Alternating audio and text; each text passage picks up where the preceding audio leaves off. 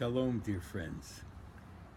I'm Barry Barkan. I'm speaking to you from Berkeley, California, and it's my privilege to be here with you today in Israel to talk a little bit about Kehila Tzomachat and really the deep revolutionary change that we're bringing to the role of elders in the society and in the culture in Israel, and ultimately, in the world. And Kehila Tzomachat is really a movement for change. And it's a movement for change, first of all, in the role of elders.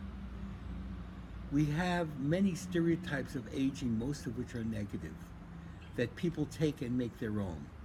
But every movement for change in the history of humanity has really started with changing the self-image, the identity of the people who are at the locus of the need for change. And so here we are working to change the perception of elders from being in decline and losing capacity and becoming more and more invisible as we age, to a perception of elders as indeed the elders of the people who are learning, who are growing, who are developing, who are actively engaged in having relationship to the future, because elders are really the living bridge between the past and the future. And so the first level of the change that we want to bring, that Kehila Tzomachat is working to bring to society, is first of all starting with the individual elder and changing the self-image and the perception of who we are and what we're capable of, both as individuals and as a collective of the elders of the people. As we look now to a second level of change that we're looking to make in Israel. And every time I say in Israel, I need to add, and that we're working to bring about in the United States and Canada and around the world, is to transform institutions, hierarchical, top-down, places that function, more with an orientation towards effectiveness and efficiency, to elder-centered communities that are built around the needs of the individual elders and the community of elders. And every time you have a community meeting, and every time elders gain a voice and a choice, and begin to know one another, and begin to talk about what's going on within the place where they're living or going for daycare, the revolution is taking root.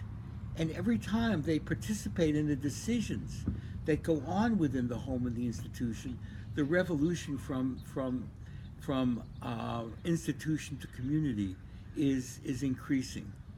And so as that increases, elders have more of a relationship to everyone who they're interacting with, whether they're people who are caregivers or administrators or in any of the professional roles within the home, because there's a shift that goes on as elders become participants and partners in every aspect of their lives with whoever's there to provide them with help and support.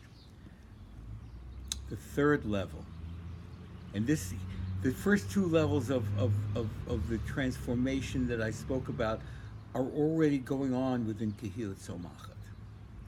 The third level of change is the next step, and that's to change the whole system of aging within Israel, from meeting the needs of dependent and needy people to an elder-centered universe in which elders are at the center, and everybody they relate to, their family members and caregivers and systems, are there to support them.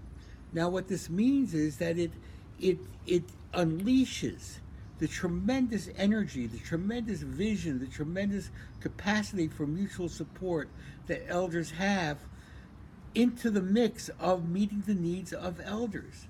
And what that ultimately means is that elders become a source of support to one another, and it's not just the system providing and meeting the needs of the elders. And so I can go on and on about this because it's the most important thing in my work life right now, and has been for almost 40 years now. But the most important thing I want to say is thank you. Thank you for doing this work. I want to bless you with wisdom, with heart, with love, and with perseverance as you go forward with this amazing mission of transforming the role of elders and of Kehila Tzomachat.